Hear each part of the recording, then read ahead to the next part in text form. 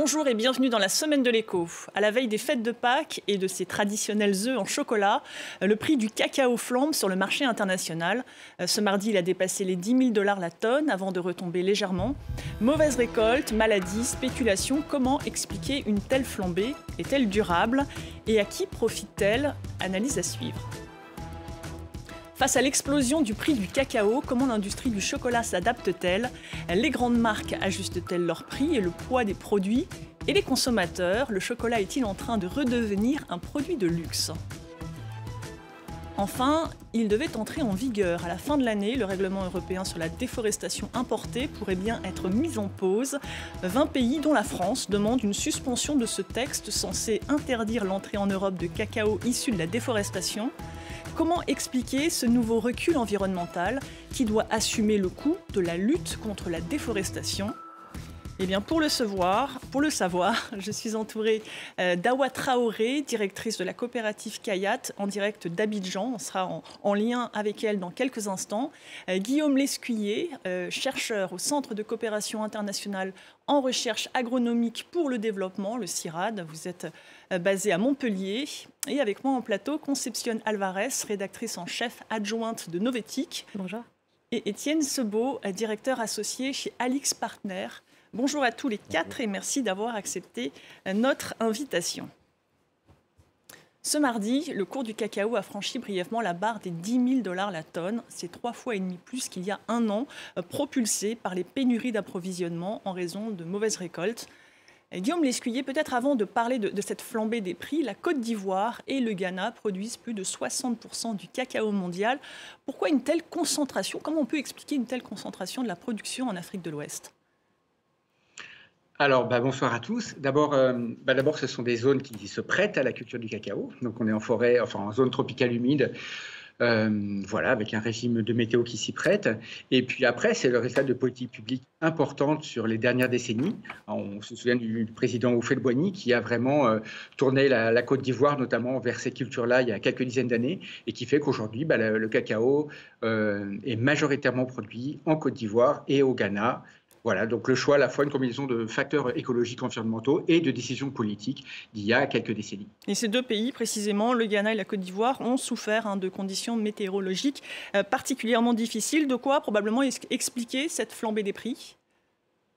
Oui, tout à fait. Alors, flambée des prix sur le marché international, parce que ça n'a pas flambé en Côte d'Ivoire ou au Ghana. Peut-être qu'on reviendra sur ce point tout à l'heure, puisque les prix sont administrés, les prix d'achat aux vendeurs. Étienne Sebaud, au même titre que les autres matières premières, le cacao est coté à New York et à Londres. Et dans quelle mesure la spéculation a-t-elle joué, a-t-elle amplifié peut-être et prolongé ce phénomène? Oui, la spéculation a joué un rôle effectivement amplificateur.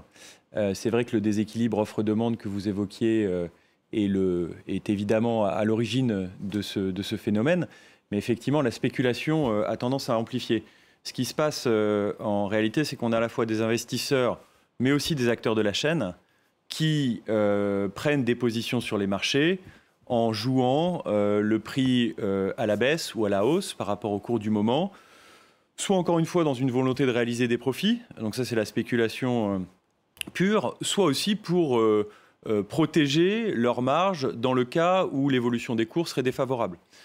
Typiquement, un producteur va avoir tendance à se protéger d'une baisse extrême des prix de telle sorte à protéger son chiffre d'affaires.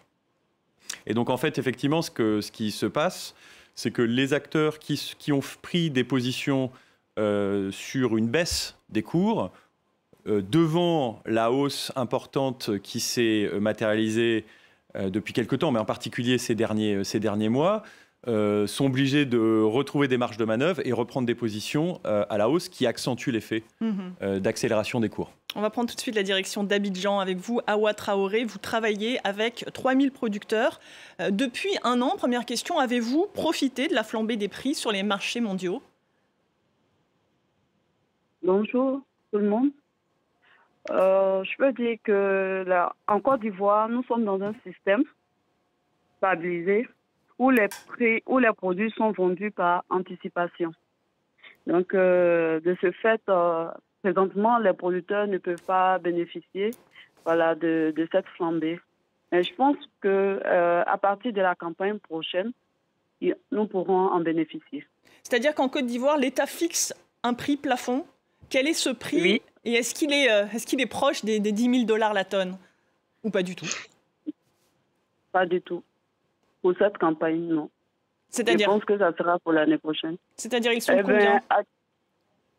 Actuellement, en Côte d'Ivoire, le prix du kilogramme est à 1000 francs.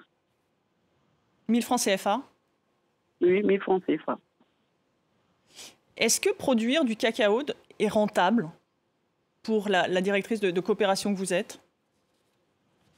On pourrait dire que présentement, c'est quand même difficile parce que il y a tellement d'exigences. Aujourd'hui, il faut respecter les normes environnementales.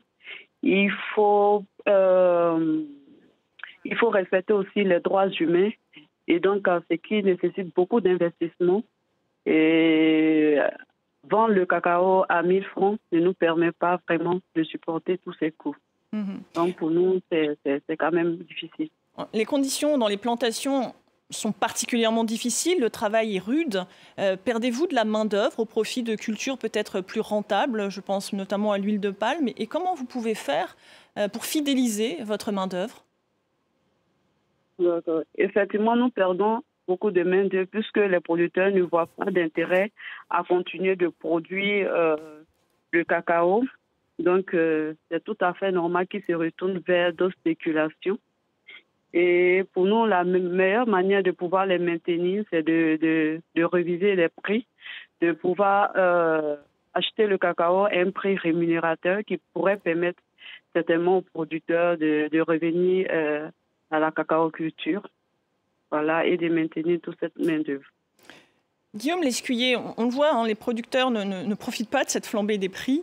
À qui profite la hausse? Alors, ce n'est pas tout à fait exact. Il s'agit en l'occurrence des producteurs ivoiriens et ghanéens, mais il y a tout un tas d'autres producteurs dans d'autres pays dans le monde qui profitent, eux, beaucoup de l'augmentation des prix qui a été multipliée par 2, 3, 4 ces derniers mois. Parce qu'eux n'ont pas de prix plafonné, c'est ça? Parce que ce sont des marchés libéralisés. Et qui n'ont et donc où le prix finalement est le résultat d'une offre et d'une demande. Et puisque les exportateurs ont besoin de cacao qu'ils peuvent vendre très cher à Londres et par ailleurs, et ben ils augmentent les prix aux vendeurs. Donc sur le cas du Cameroun par exemple, on a vu le prix multiplié par 3, presque 4 en une année. Et c'est la même chose au Libéria, le pays voisin de la Côte d'Ivoire, où finalement aujourd'hui un certain nombre de producteurs ivoiriens voient un intérêt à vendre leur cacao du côté du Libéria parce que le prix il est 40, 50, 100% plus élevé que le prix fixé par l'État ivoirien. Et je vous rappelle que sur la dernière campagne, il était à 900, donc l'État a décidé de l'augmenter à 1000 francs. Donc 1000 francs CFA, c'est 1,50 €. Hein. Ça fait 150 € la tonne. Vous voyez, on est très loin des 10 000 € qui sont en train d'être vendus sur le Stock Exchange de Londres ou de New York, quoi. Donc voilà, beaucoup de producteurs bénéficient de cette hausse de prix proposée aux vendeurs, mais pas en Côte d'Ivoire et pas au Ghana. Alors pour répondre, si on veut revenir sur le cas de la Côte d'Ivoire et du Ghana, évidemment, il y a tout un tas d'intermédiaires, notamment ceux qui achètent le cacao et qui l'exportent vers les marchés européens, principalement occidentaux, qui, eux, se mettent une bonne partie de cette marge-là dans la poche, sans compter les aspects de spéculation, effectivement, dont on parlait tout à l'heure, sur ces matières premières dans les bourses de Londres et de New York. Donc aujourd'hui, il y a un secteur privé qui fait des marges extrêmement importantes sur le cacao venant de Côte d'Ivoire et du Ghana. Ken Sebo, vous voulez réagir ? Oui, effectivement, ce qu'il faut comprendre, mais Guillaume l'a bien expliqué, c'est qu'en fait, on a toute une chaîne d'intermédiaires qui se constitue entre les producteurs et évidemment les industriels et les consommateurs a fortiori. Et qu'aujourd'hui, le constat qu'on fait, c'est que ce sont plutôt les étapes intermédiaires dans la chaîne qui capturent la valeur, à contrario des producteurs dans les pays qu'on citait. Guillaume Lescuyer, vous l'avez dit, est-ce que cette hausse des prix, elle peut relancer la production dans d'autres zones ? On pense notamment à l'Amérique latine, qui pourrait peut-être regagner des parts de marché. C'est pas qu'elle peut, c'est qu'elle relance Déjà. effectivement. Enfin, n'importe quel entrepreneur, qu'il soit formel ou informel, quand vous avez un prix de vente qui est multiplié par 3 ou 4 en l'espace d'un an, il va avoir tendance à augmenter sa production. Enfin, c'est la basique loi de l'offre et de la demande. Donc, elle est effectivement en train de relancer la production. Alors, je connais pas bien la situation en Amérique latine, mais ce que je vois, j'étais au Libéria il n'y a pas longtemps et au Cameroun il y a encore moins longtemps, c'est qu'effectivement, les producteurs sont en train de relancer leur vieille cacaoyère ou d'étendre ou de vouloir étendre la surface qu'ils vont consacrer à des cacaoyères. Donc ça va relancer la production. Alors c'est pas immédiat, hein. Si vous plantez un cacaoyer aujourd'hui, il va produire dans 3 ou 4 ans, donc il y a forcément un délai de latence. Mais clairement, voilà, la plupart des petits producteurs en dehors du Ghana et de la Côte d'Ivoire, je le répète, ils sont aujourd'hui extrêmement incités à faire beaucoup plus de cacao dans le plus rapidement possible. Voilà. D'autant, et dites-moi si je me trompe, que les fèves y sont plus résistantes et ont un meilleur rendement. Non, là, ça dépend. Enfin, il faut regarder dans le détail, mais il y a beaucoup de variétés qui ont des qualités différentes, etc. Donc, on ne peut pas associer un rendement à une fève, à une variété de fèves particulière. Il y a tout un tas de caractéristiques qui rentrent dans le choix des fèves qu'on plante. Donc, on ne peut pas l'associer directement à un type de fève. On va reprendre la direction de la Côte d'Ivoire. Alors, très convoitées, les fèves de cacao font aussi l'objet de trafic. Chaque année, une partie de la production se volatilise, vendue plus cher dans les pays voisins. Hawa Traoré, vendre une partie des fèves à des trafiquants, est-ce quelque chose à laquelle vous êtes confronté? Je peux dire que nous sommes dans une zone qui n'est pas frontalière au Libéria, ni à la Guinée, où les gens annoncent des prix plus élevés. De ce fait, ce problème n'hésite pas chez nous. Et est-ce que pour lutter dans les zones qui sont plus concernées, vous diriez que le gouvernement devrait augmenter les prix? Je pense que là, le gouvernement est à pied d'œuvre afin de trouver des mesures pour vraiment minimiser ces cas de risque. Concepción Alvarez, la crise climatique, on l'a dit, aggrave les variations dans les zones tropicales où est produit le cacao. Le phénomène, on l'imagine, pourrait se répéter à l'avenir. Est-ce qu'il va falloir s'habituer à des hausses durables de prix du cacao ? On ne peut pas vraiment prédire l'avenir, mais ce qui est certain, c'est que le changement climatique va rendre ces aléas de plus en plus fréquents, de plus en plus intenses. Et donc là, on parle vraiment de dérèglement climatique. Il y a eu de très fortes pluies, ensuite de très fortes chaleurs qui ont affecté les fèves de cacao qui ne supportent pas ces changements. Voilà, l'humidité et puis ensuite les fortes chaleurs. Donc ce qui est certain, c'est que la monoculture qui domine en Côte d'Ivoire et au Ghana, où on part du principe qu'on rase des forêts, on plante des cacaoyers jusqu'à épuisement des sols, puis on repart sur une autre parcelle, on redéforeste, on replante, etc. Là, cette cacao-culture, elle arrive à bout de souffle, en fait. On voit que les sols sont épuisés, il n'y a plus vraiment de forêt où aller planter ces fèves, ces cacaoyers. Donc, on sait que si ce modèle perdure, il est de moins en moins rentable. On voit qu'il est de moins en moins résistant et résilient au changement climatique. Donc, a priori, on va vers une hausse des prix. Et d'ailleurs, en Amérique latine, on voit que ceux qui s'en sortent bien, c'est ceux qui ont fait des cultures beaucoup plus durables, avec des couverts arborés, des zones d'ombre, etc. Et donc qui résistent mieux à ces aléas climatiques. On va venir sur ce sujet un petit peu plus tard. Guillaume Lescuyer, comment éviter les maladies et parasites qui se développent dans ces conditions climatiques changeantes? Existe-t-il des solutions et à quel coût? Alors, d'abord, c'est pas une nouvelle chose. Hein. Toute culture a ses maladies, ses pestes, etc. Donc, il y a beaucoup de traitements, des traitements chimiques qui existent depuis assez longtemps. Alors, une des difficultés qu'on a, hein, c'est de savoir bien les faire, ces traitements chimiques, à la fois les pesticides, les insecticides, les fertilisants, etc. Assez souvent, on a des producteurs qui ont accès à ces produits, mais qui les dosent mal ou qui les remettent au mauvais moment, etc. Donc, il y a beaucoup à faire pour améliorer les pratiques, finalement, liées aux engrais chimiques, aux produits chimiques phytosanitaires de manière générale. Ça, c'est une première source. Après, il y a évidemment tout ce qui est la transition vers l'agroécologie, donc essayer de lutter contre les maladies, voilà, quelles qu'elles soient, avec des moyens qui sont beaucoup plus à portée des populations locales, notamment en valorisant leur savoir indigène, plutôt que dépendre sur des produits manufacturés qui sont souvent importés dans les pays producteurs.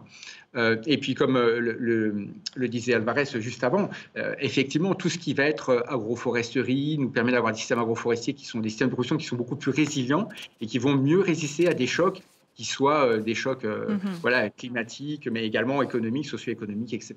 Donc c'est bien d'avoir des systèmes qui soient un peu plus polyvalents, quitte à produire moins de cacao par hectare, mais au moins vous avez des systèmes qui résistent beaucoup mieux quand vous avez des chocs exogènes de type voilà, changement climatique, enfin tempêtes récurrentes, sécheresse plus longue ou plus courte, etc., etc. Donc voilà un certain nombre de pistes qu'on peut avoir pour essayer de mieux adapter la production à ce genre d'aléas. On va parler d'agroforesterie dans un instant, mais tout d'abord, je voudrais qu'on reste sur la question des prix. Le prix du chocolat est donc condamné à augmenter. Selon l'UFC Que Choisir, les prix des produits chocolatés ont augmenté de 5% par rapport à Pâques 2023. Les Français en consomment plus de 7 kilos par an en moyenne. Étienne Sebaud, 5%, c'est finalement peu comparé à cette flambée des prix de 1000%, de 150%, pardon. Oui, c'est peu et à la fois c'est beaucoup parce que sur la même période, c'est un peu supérieur à l'augmentation des prix pour les produits agroalimentaires de façon générale. Et puis par ailleurs, le phénomène que l'on commente là trouvera ses conclusions sur les prix dans les rayons d'ici quelques mois seulement, puisque la personne en Côte d'Ivoire a bien expliqué qu'en fait, on était face à des situations où les industriels ou les importateurs se sont engagés sur des prix d'achat longtemps en avance. Donc en fait, il y a un effet retardateur, oui, dans le moment où les prix vont continuer d'évoluer pour les consommateurs. Donc on peut se dire que c'est Halloween ou Noël ou Pâques de l'année prochaine que le phénomène va aller au bout. Et pour faire du chocolat, il faut aussi du sucre ou de l'huile. Ce sont des matières premières qui ont elles aussi flambé. Est-ce qu'il faut aussi s'attendre à ce que les industriels répercutent ces flambées à Halloween ou à Noël prochain ? Les industriels vont répercuter au moins une partie de ces hausses. Après, on arrive dans un contexte où les consommateurs sont un peu essorés par le phénomène inflationniste que l'on a connu ces 12-18 derniers mois. Et il est probable que les industriels aussi ne répercutent pas l'intégralité des hausses dans les prix, donc prennent en partie sur leur marge et adoptent d'autres solutions, comme on parle beaucoup du phénomène de shrinkflation. Alors, expliquez-nous. Donc, c'est le principe de faire évoluer les quantités. Réduire les quantités, en l'occurrence. Pour que le prix facial n'évolue pas dans les mêmes proportions, tout en conservant les marges. Et est-ce que aussi elles peuvent, je ne sais pas, développer des alternatives au cacao ? Il peut y avoir, on va sans doute, certains vont avoir tendance à rajouter plus de fruits, plus de noix dans les recettes des produits pour diminuer la part de cacao. Et puis on va aussi voir très vraisemblablement le poids des marques distributeurs qui va encore gagner du terrain sur ces produits-là. Est-ce que vous êtes en train de nous dire que finalement le chocolat va se transformer d'un côté en un produit de luxe et à l'autre extrême plus bas de gamme ? Avec moins de chocolat ? C'est un peu ce qu'on voit sur toutes les catégories en réalité, même au-delà de l'agroalimentaire, on voit que les positionnements un peu mass market, un peu au milieu, se trouvent en difficulté aujourd'hui. C'est vrai pour le textile, c'est vrai pour l'agroalimentaire et donc pour le chocolat. Guillaume Lescuyer, on voit que le marché du chocolat est en croissance dans le monde, tiré par les pays occidentaux, mais surtout peut-être par les pays asiatiques. Est-ce qu'il faut craindre des pénuries ? Alors des pénuries, non, je ne dirais pas. Comme je vous disais tout à l'heure, il y a beaucoup de producteurs qui sont en train de relancer leur production, vu le prix qu'on leur propose à la vente. Mais c'est clair qu'on risque d'avoir un effet de latence entre les nouvelles plantations qui sont en train d'être installées ou qui vont être installées dans les prochains mois et leur production. On a 3-4 ans dans lesquels le cacaoyer pousse mais ne produit pas de fruits. Et donc là, on risque, si la demande continue à être élevée, pour le cacao sous toutes ses formes, on va avoir un tiraillement sur le prix, un tiraillement vers le haut, clairement. On va avoir un secteur qui est un peu en surchauffe. Et donc ça risque de durer, on va dire, sur du moyen terme. Tout dépend également de la production de la Côte d'Ivoire et du Ghana.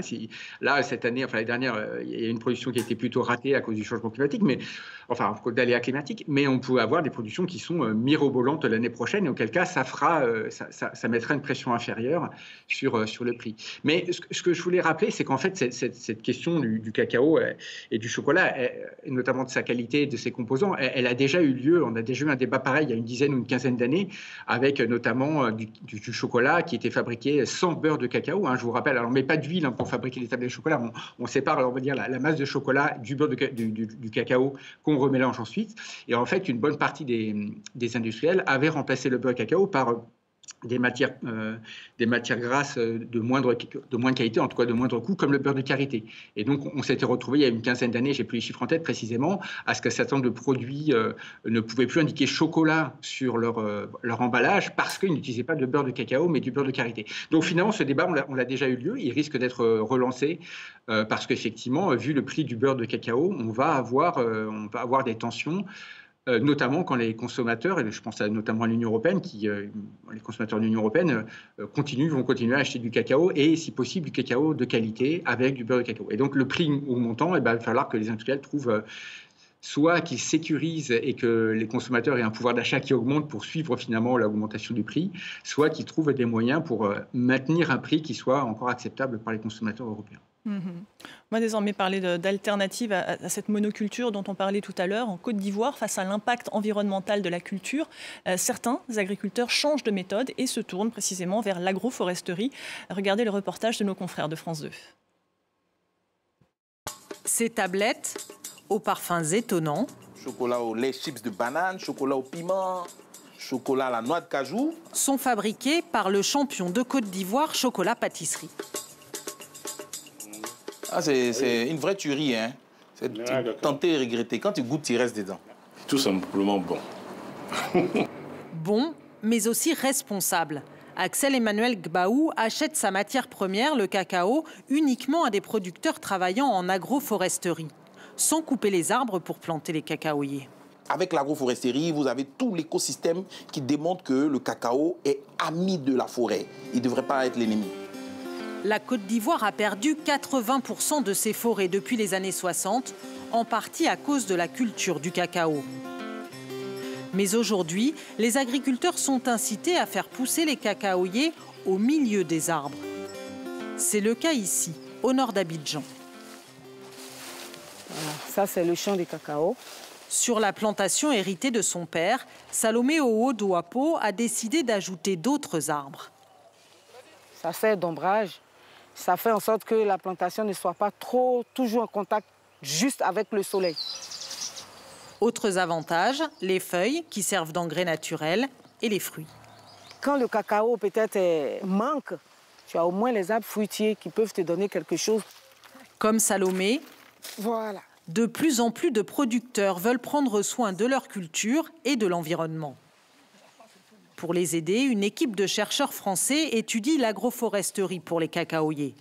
Leurs atouts, bien supporter l'ombre et la concurrence. La preuve sous ce grand arbre, un fromager. Un cacaoyer qui est vraiment dans les contreforts du fromager, quoi. On ne peut pas dire qu'il soit vraiment gêné par le fromager, en tout cas. Mais il est feuillu, il a des fruits. Le pays, premier producteur mondial de cacao, ne peut pas se permettre de remplacer ses plantations par de la forêt. Il voit donc dans l'agroforesterie un bon compromis. Une plantation agroforestière, ce n'est pas une forêt, mais c'est un moyen de quand même maintenir un petit peu de la biodiversité qui peut se régénérer en forêt plus tard.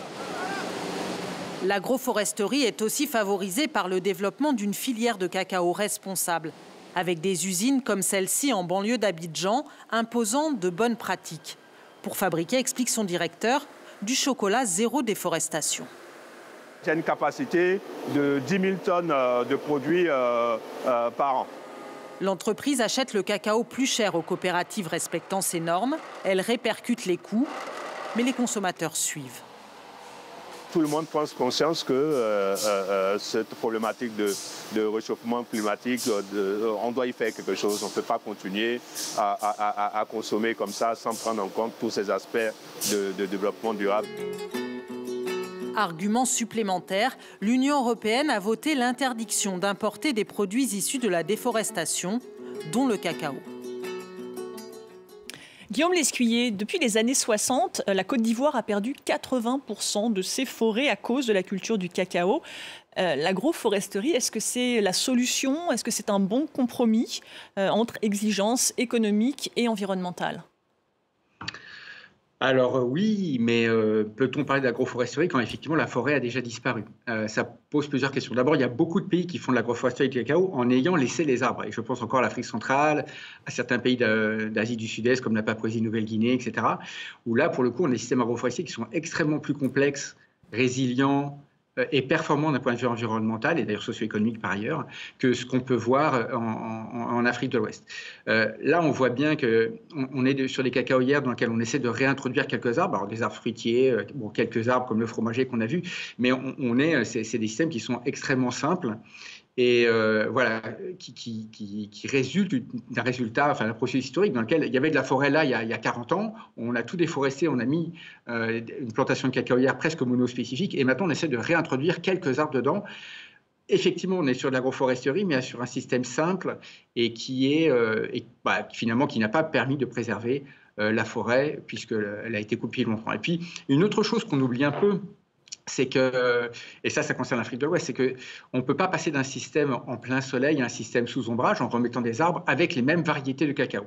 C'est-à-dire que dans votre plantation monospécifique qui était en plein soleil, si vous voulez réintroduire beaucoup d'arbres, vous allez devoir changer de variété de cacao parce que ce ne sont pas les mêmes variétés de cacao qui poussent bien en plein soleil et sous les arbres. Et donc, ça veut dire quelque part que si vous basculez sur un vrai système agroforestier avec, je ne sais pas, 50 ou 100 arbres à l'hectare au-delà des cacaoyers, eh ben, vous allez devoir enlever tous vos cacaoyers et en mettre de nouveau parce que ce ne sont pas les mêmes variétés qui poussent sous ombrage et en plein soleil. Et donc, ça veut dire que si la Côte d'Ivoire va vers, et le Ghana va vers ce modèle-là, de ce système agroforestier assez compliqué, eh ben, ils ne vont pas pouvoir maintenir une production puisqu'on va devoir renouveler une bonne partie des plantations de cacaoyers. Et ça encore, on va perdre 3, 4, 5 ans afin d'enlever les vieux pieds et d'en mettre de nouveaux qui résistent davantage à l'ombrage.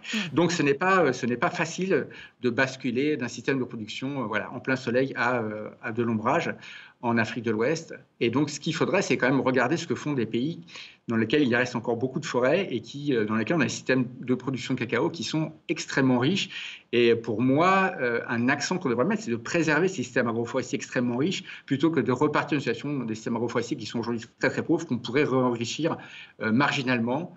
Mais voilà, mais on parle d'une situation dans laquelle il n'y a plus beaucoup de forêts depuis longtemps. Awa Traoré, j'aimerais savoir, est-ce que certaines de vos parcelles sont concernées par cette réintroduction de l'agroforesterie et combien? Oui, nous avons plus de 1000 hectares qui sont concernés par l'agroforesterie. Sur combien? Ça représente quel pourcentage? Ça représente un pourcentage de 10%. Voilà, parce que c'est quand même coûteux, l'agroforesterie. Voilà, de la production des plants jusqu'à la distribution et en passant même par le plantis qui nécessite de la main-d'œuvre. Donc, on le fait tout doucement, de telle sorte qu'on en arrive. Et puis aussi, j'aimerais ajouter un fait, c'est que l'agroforesterie, c'est pas quelque chose de nouveau pour nous. Parce qu'en Afrique de l'Ouest aussi, il faut dire que ça fait partie des pratiques ancestrales. Lorsque vous partez dans une plantation de cacao, vous aurez toujours des arbres dans cette plantation parce que longtemps, ces arbres ont toujours été utilisés pour soigner, voilà, pour soigner, pour se nourrir aussi. Voilà. Mais on a quand même vu que la Côte d'Ivoire était quand même particulièrement concernée par la déforestation. Concernant la déforestation, je pense qu'il y a plusieurs causes. Voilà, donc ce que j'aimerais dire, c'est qu'en tant que producteur, nous faisons beaucoup d'efforts, voilà, pour pouvoir préserver notre environnement. Concepción Alvarez, qui doit assumer le coût de pratiques, disons, plus vertueuses?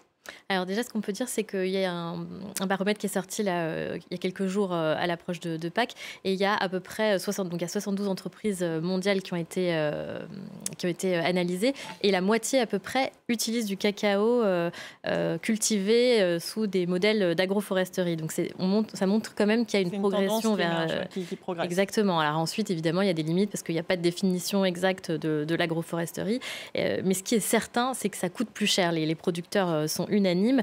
Il faut beaucoup plus de main-d'œuvre, ça nécessite un travail quasiment arbre par arbre, plan par plan. Donc ça demande beaucoup de moyens et pour l'instant, donc ça suppose que le revenu des producteurs soit revu à la hausse, ce qui n'est pas le cas. Selon la même enquête, 6 entreprises sur les 72 ont un revenu décent pour leurs agriculteurs. Et encore une fois, quand on regarde qui devrait payer, est-ce que c'est le consommateur? Alors peut-être avec une incitation avec le prix à une certaine sobriété, puisqu'on sait que le chocolat est l'un des aliments les plus émetteurs de CO2. C'est le 3e derrière la viande et derrière le fromage. C'est juste devant le café. En fait, c'est des aliments de luxe d'un point de vue environnemental. En fait, c'est vraiment, c'est pas, on les a pas chez nous, on les importe et souvent c'est aussi un produit qui est responsable de déforestation. Donc voilà, ça a un impact climatique, environnemental très important. Donc déjà une incitation au prix à moins consommer. Et ensuite, il y a aussi des marges. Quand on regarde les chiffres, 90% des marges reviennent aux marques et aux distributeurs. Donc il y a sans doute une marge de manœuvre là-dedans. Et quand on regarde les marges des producteurs, c'est moins de 7%. Donc, s'ils n'ont pas les moyens financiers de faire différemment, ils ne vont pas pouvoir le faire. En fait. Étienne Sebaud, je vous pose la même question. Qui doit assumer le coût de pratiques plus vertueuses? Oui, je crois que il faut que l'ensemble de la chaîne participe à l'effort. Les consommateurs, et on l'a vu dans le reportage, sont sensibles au label et au fait d'acheter du produit qui a été fabriqué suivant un certain nombre de principes environnementaux. Mais vous l'avez dit, c'est vrai que la grande distribution et les industriels concentrent l'essentiel de la marge.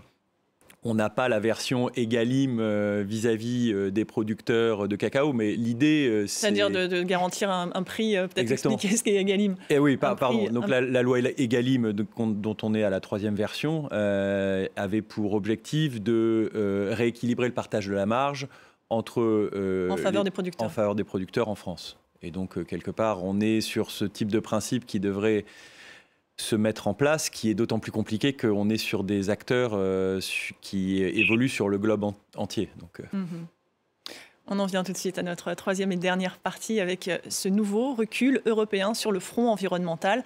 Une vingtaine d'États membres, dont la France, demandent la suspension du règlement européen censé mettre fin à la déforestation importée. Concepción Alvarez, d'abord, rappelez-nous de quoi s'agit-il et comment interpréter ce nouvel atermoiement européen? Alors c'est un règlement vraiment inédit sur lequel les États membres discutaient depuis un bon moment et ils sont parvenus à un accord l'année dernière, à une adoption définitive.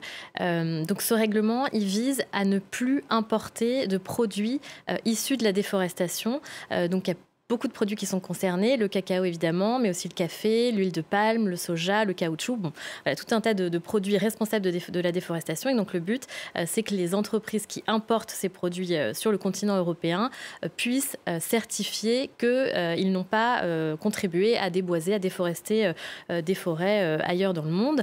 Ça s'applique aussi pour les agriculteurs européens. Et donc là, face à la crise agricole, certains pays se sont réveillés, donc c'est un appel porté par l'Autriche, mais qui a été rejointe par un certain nombre de pays, dont la France, donc qui appelle désormais la Commission européenne à ne pas appliquer le règlement à la fin de l'année, comme c'était prévu, mais à laisser une marge considérable de temps d'adaptation pour les agriculteurs. Et ils demandent, ces pays, aussi une dérogation pour les pays européens qui n'auraient pas connu une forte déforestation ces dernières années. Donc c'est assez injuste, puisqu'en fait on va demander à d'autres pays, la Malaisie par exemple est montée souvent au créneau pour dénoncer ce règlement. On demande aux producteurs ivoiriens de se mettre en conformité et puis on voudrait une dérogation sur le continent européen. Et, ça s'inscrit dans le contexte des élections européennes où on voit qu'il y a beaucoup de recul sur les aspects agricoles, biodiversité du pacte vert. Donc c'est très, très inquiétant comme mouvement. Étienne Sebaud, en quoi cette nouvelle réglementation européenne pourrait-elle rendre l'approvisionnement des principaux chocolatiers européens plus compliqué ? Plus compliqué aussi, et puis par ailleurs, on peut penser que cette réglementation est de nature à prolonger le niveau extrêmement haut des cours de cacao dans la durée, parce que ça veut dire que les producteurs actuels vont avoir des difficultés pour étendre leur zone de production. Et donc, retrouver un équilibre entre l'offre et la demande va être encore plus compliqué. Awa Traoré, une fois appliqué, le règlement prévoit des exigences de traçabilité à la parcelle. Votre coopérative compte 12 000 parcelles. Elles devront être géolocalisées. Y êtes-vous financièrement et techniquement préparé? À ce niveau, je peux dire que c'est quand même difficile. Parce que 12 000, en fait, c'est beaucoup de boulot. Et si on voit un peu les coûts qui sont quand même élevés au niveau de la traçabilité, ça serait très compliqué. Pourtant, je trouve que c'est une très belle initiative au niveau de la géolocalisation parce que ça va permettre de montrer que le cacao issu de notre coopérative, par exemple, ne vient pas d'une zone déforestée. Mais où il y a un peu de hic, c'est que cette réglementation prévoit beaucoup de normes à respecter. Même en même temps, on ne parle pas de la rémunération. Parce que quand on parle de traçabilité, on parle de beaucoup d'investissements. Il faudrait aussi qu'on prévoie aussi le coût qui pourrait permettre à nous, les producteurs, de pouvoir vivre décemment, voilà, de ce que nous produisions. Mais si on met des normes en place et qu'on ne pense pas aux mesures d'accompagnement ni aux mesures d'encadrement, ça serait vraiment difficile pour nous vraiment de faire cette traçabilité. Concepción Alvarez. Oui, il y a une étude qui a montré que ce serait de l'ordre de 100 € la tonne, le coût supplémentaire pour assurer cette traçabilité. Donc 100 € la tonne, on voit que c'est quand même pas rien. Et effectivement, au niveau européen, on a pensé à l'amont, enfin pas à l'amont d'ailleurs, mais à l'aval, mais pas du tout à l'amont. Et la question de comment se mettre en conformité, comment les petits producteurs vont y arriver, n'a pas du tout été c'est un impensé de ce règlement. C'est un impensé du règlement. Alors, il est inédit, mais qui paye, comment on fait, c'est compliqué. Guillaume Lescuyer. La Commission va vraisemblablement avoir le temps d'amender son règlement. Que peut-elle faire pour simplifier la vie des petits producteurs ? Alors, je ne suis pas sûr que ça soit rapide, etc. On ne change pas un règlement du jour au lendemain. Donc, il va y avoir des tractations importantes dans les prochaines semaines, prochains mois. En tout cas, probablement des tractations importantes avant l'élection européenne. Et ce qui est intéressant, c'est qu'en fait, un certain nombre d'États sont revenus sur l'exigence de ce règlement quand il s'agissait de leurs paysans et non pas des paysans des pays du Sud auxquels on réclamait tout un tas de choses sans se poser les questions trop de savoir comment tout ça allait être financé. Donc voilà, ça montre un certain cynisme, on va dire, des pays européens et des personnes qui ont réfléchi, ont tout un manque de concertation avec les pays du Sud pour ce règlement-là. Alors comment est-ce qu'on peut s'adapter ? C'est ce qui est demandé en gros par l'Autriche, un certain nombre de pays, dont la France, c'est de probablement revoir à la baisse tout ce qui va être la traçabilité jusqu'à la parcelle. Est-ce que c'est peut-être trop exigeant ? Revoir un peu toutes les pièces qui sont demandées pour mettre sur le marché européen des produits qui seraient susceptibles d'avoir généré de la déforestation. Donc tout un tas d'exigences qui étaient mises dans le règlement. Et donc je ne sais pas exactement par quel bout ils vont prendre, mais ça ne va pas être un sujet facile réglé en quelques semaines. En tout cas. Concepción Alvarez, ce règlement est unique au monde, faut le préciser. Où en est-on aujourd'hui de la traçabilité du cacao ? Qui sont les bons et les mauvais élèves ? On sait qu'il y a à peu près la moitié du cacao qui est tracé aujourd'hui. Il y a des très bons élèves. C'est moi, par exemple, on le voyait dans le reportage, on est à 87% de traçabilité et c'était des chiffres de 2022. Donc sans doute, avec l'approche du règlement, ils doivent être au-dessus. Ferrero est à 100% de traçabilité. Bon, alors ensuite, il faudrait être certain que les certificats, etc., soient valables. Mais en tout cas, il y a cette volonté chez les industriels d'aller vers plus de traçabilité. Le risque, c'est de laisser de côté les petits producteurs qui ne vont pas pouvoir avoir accès à ces ressources techniques déjà et ensuite humaines pour assurer cette traçabilité. Donc eux, ils ne vont pas pouvoir vendre sur le marché européen. Ce qu'il faut savoir aujourd'hui, c'est que 6 entreprises sur 10 n'auraient plus accès au continent européen pour leurs exportations de produits, car ils ne rentreraient pas dans les normes. Donc, ça fait 60% des entreprises mondiales sur le chocolat ne pourraient pas exporter en Europe, et notamment 30% de la production ivoirienne serait concernée. Donc, c'est assez colossal. Et on le voit aussi, les reculs environnementaux sont légion actuellement en Europe. C'est-à-dire que très rapidement, les crises économiques et géopolitiques aujourd'hui prennent le pas sur des politiques d'achat responsables pour les entreprises. En quelques secondes, s'il vous plaît. On voit bien qu'à plein d'égards, les problématiques de court terme prennent le relais, évidemment. Eh bien, ce sera le mot de la fin. Merci beaucoup. Merci à tous les 4 d'avoir participé à cette émission. Merci à vous de l'avoir suivi. L'information continue sur France 24.